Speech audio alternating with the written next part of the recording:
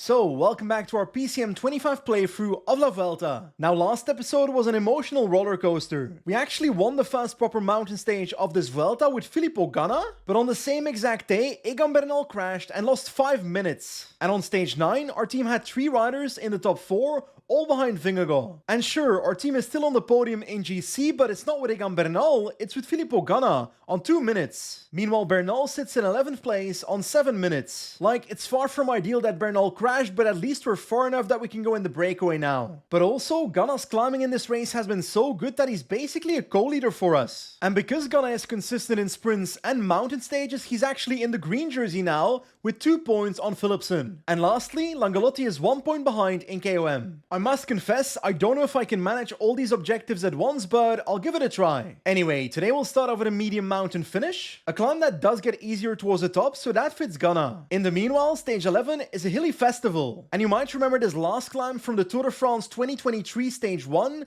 the Alto de Pique. 2k at 9%. And lastly, stage 12 looks like a breakaway stage in real life, but on Pro Cycling Manager, this could be a versatile sprint for Ganna. At least that's what I'm hoping for. Anyway, starting off with stage 10, I think this will go to the peloton, so no breakaway today. Our plans are pretty simple, try to survive with Ganna and with Bernal. Actually, I might as well go in the breakaway just in case it doesn't go to the peloton. Magnus Sheffield in the break. And it's a pretty sizable breakaway, 13 riders, Sheffield is the closest in GC and the best climber, so I'm good. By the way, can we talk about the race day condition on Ganna and Bernal? +1 on both, so Ganna 77 medium mountain with amazing secondaries and Bernal also 81 medium mountain, so my boys are gonna cook. That said, with about 50 kilometers to go, the gap for the breakaway is 2 minutes 28, so the peloton is winning this. I think the massive benefit that Ganna has over Bernal on these kind of stages is the valleys. There's so many valleys before the final climb that you can see the yellow bar on both riders.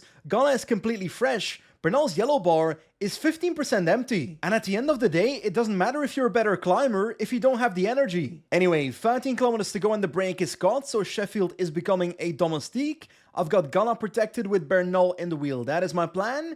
12k to go and the climb is coming. There we go. The climb has begun. 8.3 kilometers, 6.4%. The hardest spot is right here. It flattens out towards the top. So as long as Ganna can stay in position, he can compete in the sprint. In the last 3.5 kilometers, Ganna's looking fantastic, but Mr. Bernal is not. So he's on survival mode right now. Sheffield and Kwiatkowski are trying to help him at all costs, and Ganna's gonna try and do it alone because he's looking good. There goes Ciccone. I'm trying to follow that on 88. Am I doing too much? Is anyone going to counter that? Can I follow someone like Pidcock? I should have followed the attack of Ciccone here. Can I follow someone? Is someone doing anything here? Come on, guys. This is the final kilometer. There comes a sprint. There goes Ganna. I don't think I can catch Mr. Ciccone, but I need to make sure I don't... Oi. Forgot about Bernal. That is a mistake. That's a big mistake, but he's on 7 minutes already, but another minute won't matter. Anyway, Ciccone is going to win the stage. I should have followed that attack. Ganna does come in second ahead of Vingegaard, and Bernal finishes... Ooh, he's actually losing quite a bit of time unless all these riders get counted in the same time, which I don't believe will happen. Yeah, I reckon it's about 25-30 seconds for Bernal. Like every single mountain stage we do, it becomes clear that Ganna is simply a better climber in this race than Bernal. Actually getting 2 seconds closer to Vingegaard as well, thanks to the bonus seconds. I genuinely think Ganna might become our leader. And once again extending our lead on Philipsen in green. But also Magnus Sheffield is getting closer to Ayuso in the white jersey, so that might be another goal of ours. Filippo Ganna, man, what a race. What an absolute beast of a race by the man. On 1 minute and 56 seconds of the red jersey, after how many stages? 10. On to stage 11, a hilly parkour near Bilbao with lots of small climbs. Jonas Vingegaard is the favorite, but I'm smelling Ganna. Ganna's hill stat is 76, but with a good day that could be 79. So let's hope for great race day condition. Now, I do think I want to go in the breakaway on this stage because there's 7 categorized climbs, so quite a few KOM points, so... There goes Langolotti. And actually, quite a lot of riders trying to go in the breakaways, so what if I go as well with Sheffield, who might be able to get into the white jersey like this? Anyway, on the first climb, so it's almost time to sprint with Langolotti. Let's get ready. 1.4, 1.3, 1.2. I'll go soon. Oh, they go earlier, so I have to respond right now all out. There goes Pools, but we're going on the right side, and...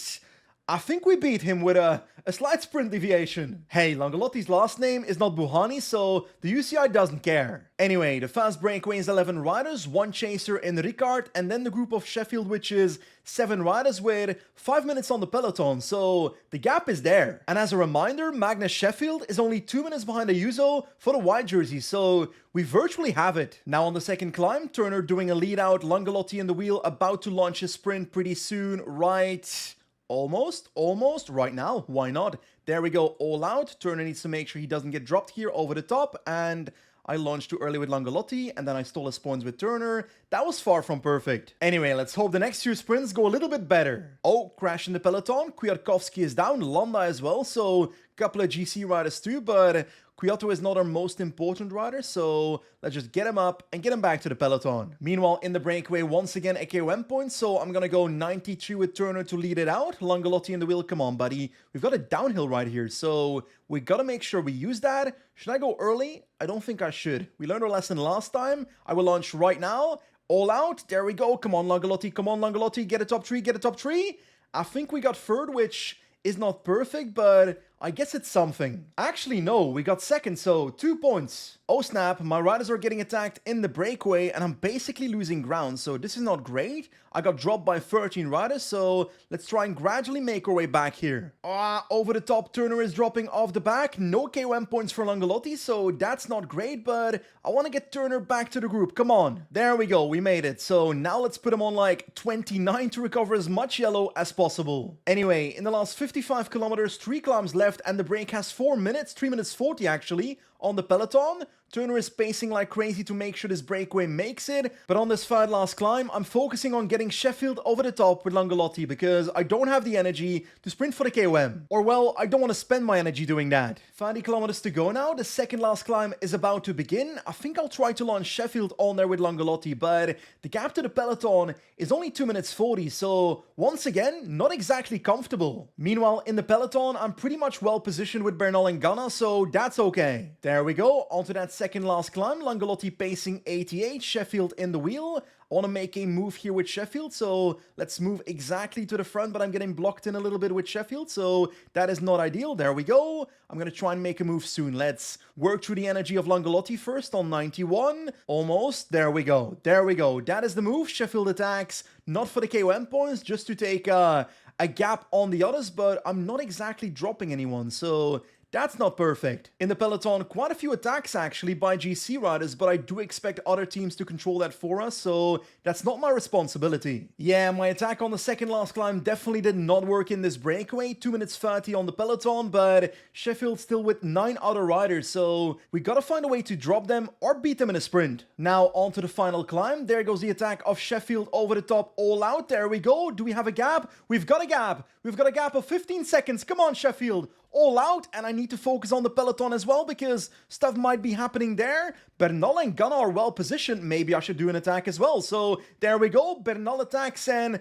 Ganna is in the wheel of Pidcock. That is okay. Some following riders, but we've got a gap here as well. So Ganna can go all out. I need to focus on the front of the race. We've got half a minute. Sheffield has half a minute. With 5 kilometers to go, it is looking like Sheffield is going to win this stage. That is fantastic. In the peloton, Bernal and Ganna still with a gap on the peloton riders, and it's a solid gap. So let's work together with everyone here. We need to relay because we need to make this group work. But look at our man. In the last kilometer, Magnus Sheffield is winning this stage of La Vuelta a España. That is absolutely amazing. And Ganna looks like he's gonna win the sprint in this chasing group and take some time on Vingegaard. Maybe 20 seconds, 25 seconds? Yes, indeed. Honestly, that was the perfect outcome to this stage. Winner, winner, chicken dinner. Magnus Sheffield takes her second stage win at La Vuelta for Ineos Grenadiers. 1 for Ganna, 1 for Sheffield. But I don't know what GC looks like. Jonas Vingegaard still in the red jersey, but 1:28 now, so Ganna takes back half a minute. And also, Egan Bernal is now in the top 10, so that's great. But when it comes to KOM, Langolotti took a few KOM points today, but not enough to overtake Vingegaard, so still in second place on 0 points. And also, Magnus Sheffield takes the white jersey away from Ayuso through this breakaway, exactly as planned. That was a real really strong stage by our entire team, and super fun to play. And the good thing is, Bernal and Magnus Sheffield both got some time back, but they're still on 7 minutes and 9 minutes, so they can still go in the break. Hey, maybe in the next stage. It certainly looks like a breakaway stage, but it's only 140 kilometers, so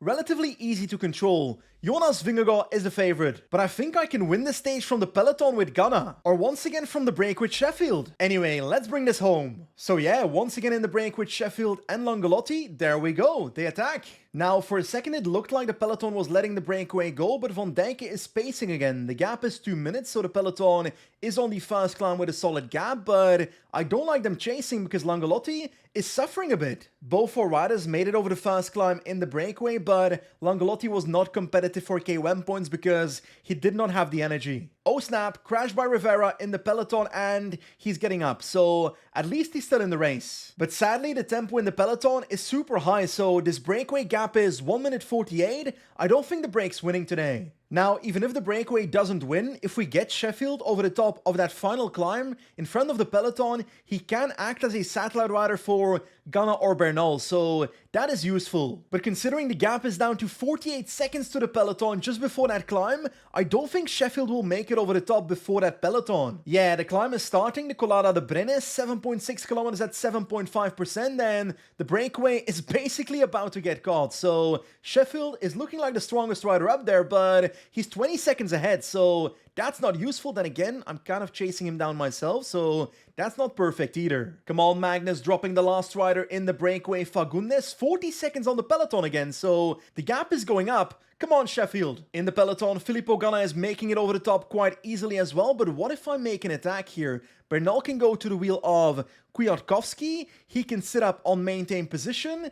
Ganna can attack on 99 right now over the top. There goes Filippo Ganna. Tries to attack towards Magnus Sheffield towards the top. That would be amazing, to be honest, and instantly a gap of 30 seconds. So let's drop Sheffield back. Is that an idea?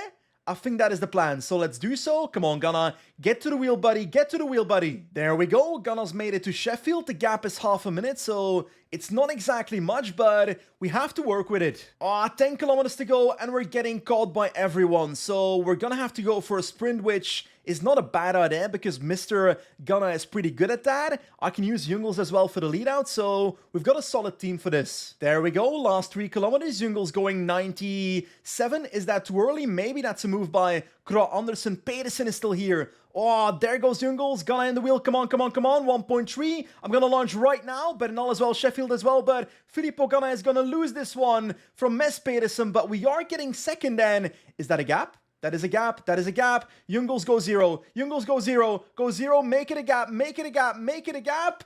I think he made it a gap. I'm hoping he did. By the way, what is it with Ganna getting second place in every single sprint we do? I just want to win one. Anyway, we tried to win from the breakaway. That did not work. We tried to launch Ganna towards Sheffield as a satellite rider. That did not work. We tried to go for the sprint and we got second. But sadly, it looks like the gap did not count at the finish line, so we only got 6 bonus seconds on Vingegaard. That should have been 20 seconds. Honestly, the game really scammed me there. Jonas Vingegaard is still in KOM, but has 0 points advantage on Langolotti. But thanks to the stage, Filippo Ganna is strengthening that green jersey by quite a bit over Philipsen. Now a lead of 50 points. And of course, Magnus Sheffield is still in white by a minute on Ayuso. Anyway, once again, a pretty fantastic episode for Ineos Grenadiers. Still second place in GC. Closer to Jonas now, a minute 22 back. So what if Filippo Ganna can beat Jonas Vingegaard at this Vuelta? I'll be honest, considering Angliru and Bola del Mundo, I don't believe in it. But I said it before, both Bernal and Sheffield on 7 and 9 minutes,